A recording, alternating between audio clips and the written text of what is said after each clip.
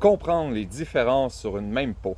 Pourquoi toi, tu devrais t'y intéresser si tu veux devenir un bon tanneur ou une bonne tanneuse.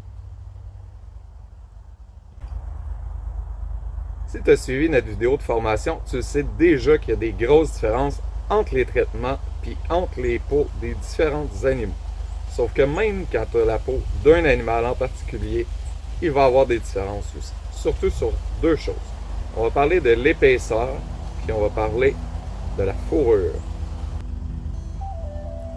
C'est important parce que ça veut dire que si toi, tu as, exemple, une peau de chevreuil, tu as la bonne dimension pour faire quelque chose de particulier avec, exemple, un vêtement, puis tu veux qu'il soit souple, le vêtement. Ou sinon une ceinture, mais la ceinture, tu veux qu'elle soit robuste. Ça se peut que tu puisses pas faire ça avec la peau que tu as dans les mains, parce qu'elle a des parties qui ne sont pas pareilles comme d'autres parties, puis qui vont avoir des propriétés vraiment différentes. C'est ce qu'on va voir dans ce petit vidéo. J'ai le plaisir et l'honneur d'être une fois encore accompagné de mon ami Lucien, qui va venir montrer des petits détails par rapport à ses peaux.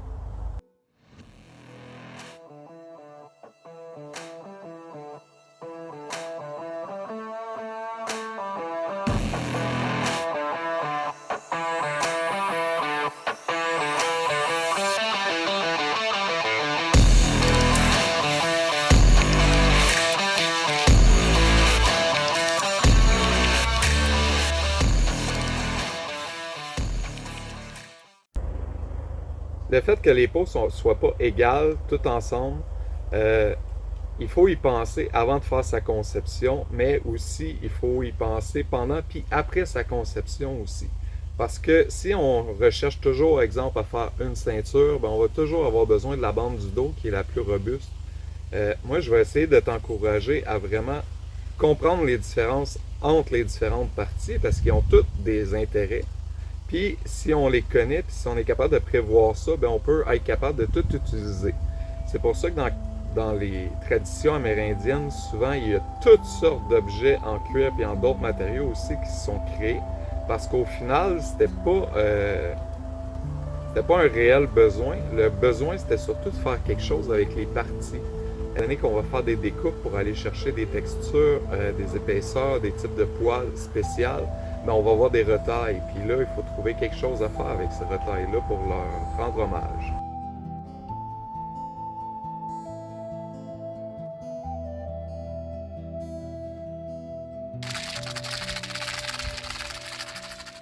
Bon, pour commencer dans le concret, on va se dire que la nature fait extrêmement bien les choses. Il y a un équilibre dans la nature, il y a des prédateurs puis il y a des proies, mais ces proies-là sont équipées.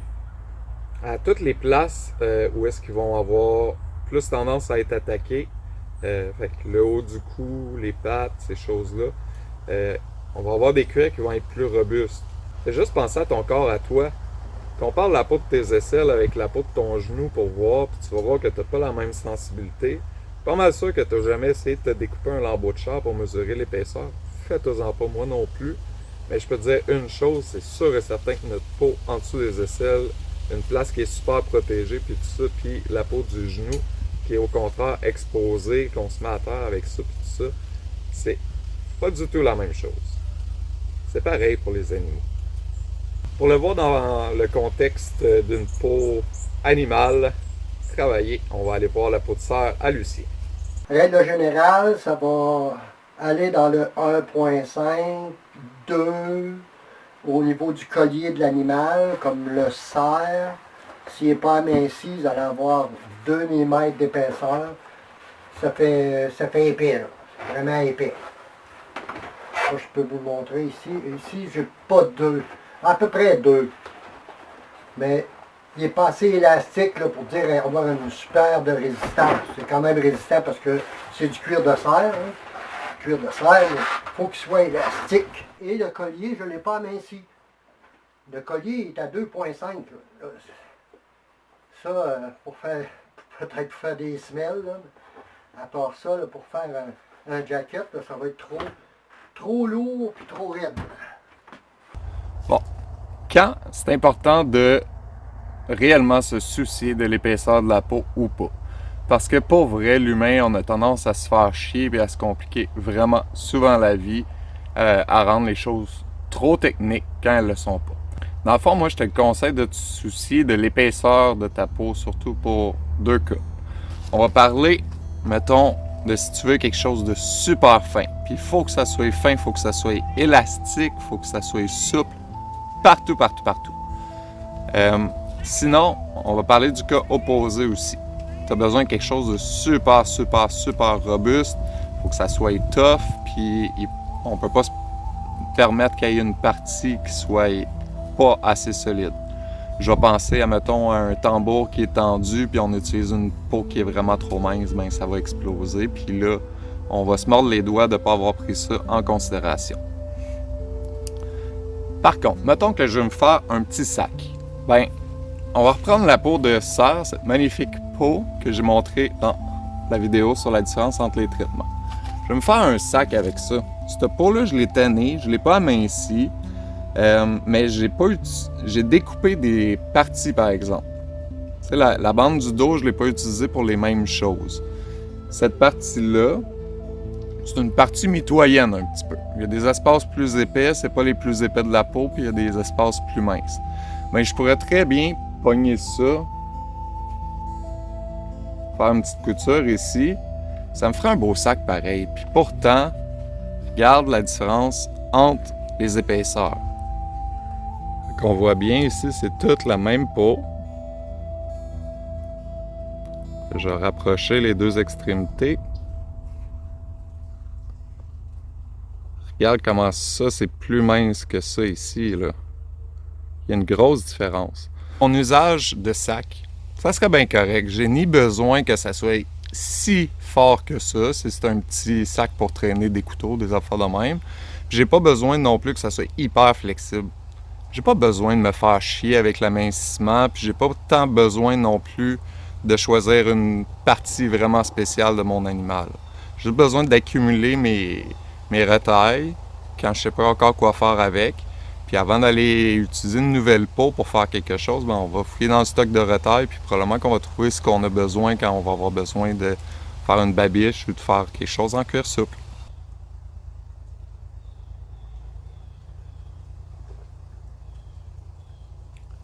Bon, on va commencer à aller voir les différences entre les poils maintenant. Ici, c'est la peau d'un petit ours de peut-être 2 ans. Moi, je garde jamais les pattes les côtés parce que le poil n'est pas assez fourni. Celui-là, je l'ai rasé un peu. Mais ce que je veux vous parler surtout, c'est l'épaisseur, toujours la même, d'environ 1,5 mm. Fait que tu vois, Lucien, lui, sa spécialité, ce qu'il aime beaucoup faire, c'est des superbes fourrures. Ce qu'il dit par rapport à l'ours, c'est un excellent exemple. Tu sais, quand Lucien fait quelque chose, lui, il pense en termes de fourrure, il a besoin du beau poil. Les parties qu'il va couper ici, il ne donne pas ce beau poil-là. Moi, j'ai une peau de vache aussi qui est juste derrière là. Puis on le voit vraiment bien ici, c'est la partie du dos, le poil est super beau. Quand on descend, on arrive dans son bas-ventre. Puis là, le poil est beaucoup plus dissipé. C'est là que c'est cool d'être capable de pouvoir couper ça, garder juste ce qu'on a de super beau pour l'usage qu'on veut faire, mettre les deux autres parties, exemple dans la cendre. Si le problème avec cette partie de peau-là, c'est que le poil est pas assez beau, ben on fera jamais quelque chose de le fun avec du poil. Fait enlevons le poil tout de suite, après ça on peut le ressécher, attendre, ou on peut le travailler déjà en babiche, ou on peut le tanner aussi pour avoir un cuir souple. Bref, on peut tout utiliser, c'est facile juste à varier nos usages dans le fond. Juste à varier ce qu'on veut retenir au bout de la ligne. Bon, là, on vient de parler d'une situation où est-ce que le poil n'est pas assez fourni dans un espace de la peau. Il y a d'autres exemples aussi. Les canidés, mettons, directement au milieu, sur le dos, as-tu déjà remarqué quand ils sont fâchés, quand ils sont pas sûrs, ils vont hérisser le poil. Ben ça crée des différences aussi. Lucien a un très bel exemple de ça avec un coyote. Bon, ici, le coyote. Comme vous voyez, vous pouvez vous l'imaginer, là. Très bien pour faire un col de manteau. Ici, on a le centre, le dos. L'épaisseur du cuir, c'est pas mal dans le grade de cuir de manteau. C'est résistant. Le poil est long et plutôt dru. Fait que à l'inverse, quand on le renverse comme ça, il retrousse tout pour faire des cols de manteau. Surtout ça. Moi, je l'ai extrait parce que j'ai fait des mitaines puis je voulais pas avoir cette partie-là. Très bon comme cuir.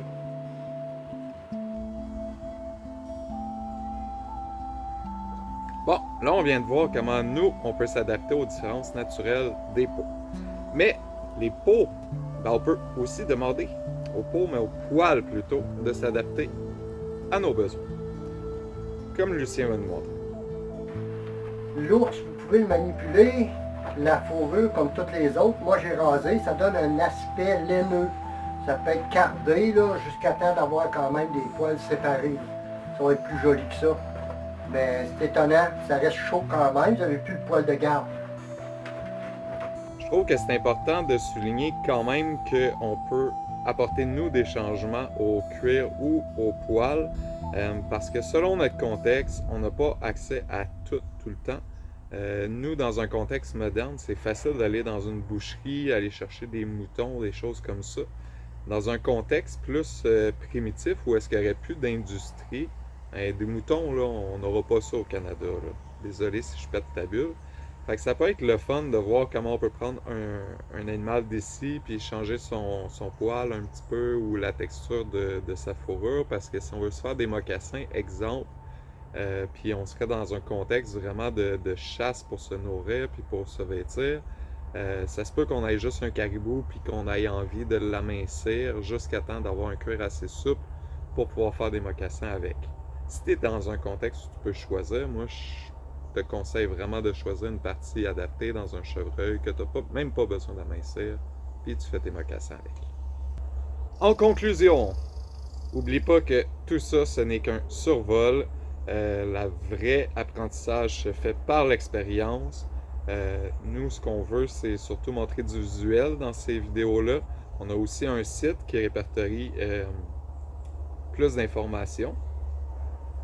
Puis oublie jamais que le tannage, c'est tout un univers. Il y a des tests à l'infini à faire sur à peu près tous les paramètres.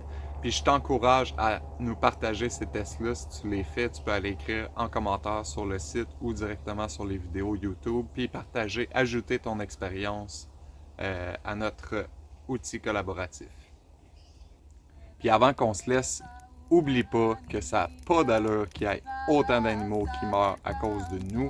Puis qu'on foute ces pots-là à la poubelle, puis qu'en même temps, on aille acheter du stock cheap au magasin. Ça n'a pas de bon sens.